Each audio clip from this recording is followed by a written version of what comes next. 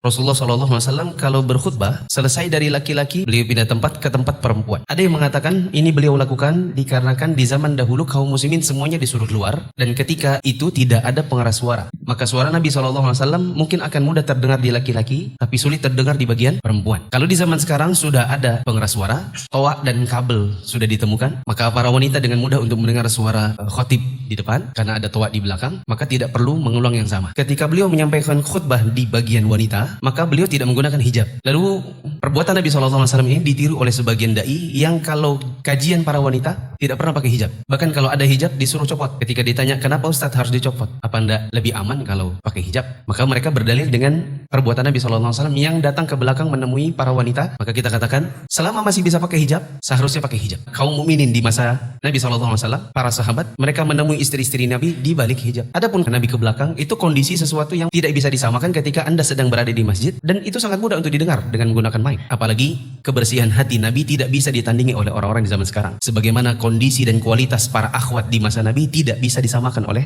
akhwat di zaman sekarang. Kecuali kalau ada kondisi yang tidak memungkinkan, itu beda lagi. Seperti saya dulu bulanan tidak menggunakan hijab karena rata-rata yang hadir itu nenek-nenek yang diundang dari pasar. Yang adakan 2-3 akhwat yang diundang nenek-nenek yang bahkan datang ke masjid itu tidak pakai kaos kaki, jilbabnya cuma jilbab dipelintir di leher. Kata mereka, Ustadz kalau ini nanti dipakaikan hijab, nanti nenek-neneknya pada kabur. Karena pertimbangan, oh itu nenek-nenek, duduknya atau berjauhan, mereka di belakang, saya di depan. Dan ini adalah orang-orang awam. Maka ada pertimbangan tertentu, sehingga akhirnya di awal-awal kita tidak pakai hijab. Setelah mereka suka untuk dengerin pengajian, baru kemudian ganti pemain. Saya suruh istri saya yang ngisi, gantian sama mama saya ajak mama saya juga ngisi. Kita bakali dulu materi untuk ngisi kepada para nenek-nenek ini. Adapun laki-laki muda bertatap-tatapan dengan para akhwat muda, kajian setiap minggu ketemu, apalagi nanti kajiannya kajian tajwid. Yang kajian tajwid ini ada penyebutan huruf, lalu kemudian terpaksa harus lihat bibir.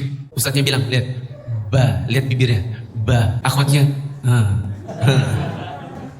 Ustadznya bilang, coba silakan dipraktekkan. Akhwatnya bilang, ba. Ustadznya lihat apa? Jangan main-main, biarkan istri antum hari-hari tatap-tatapan sama ustadz. Dia pun bebas liatin akhwat.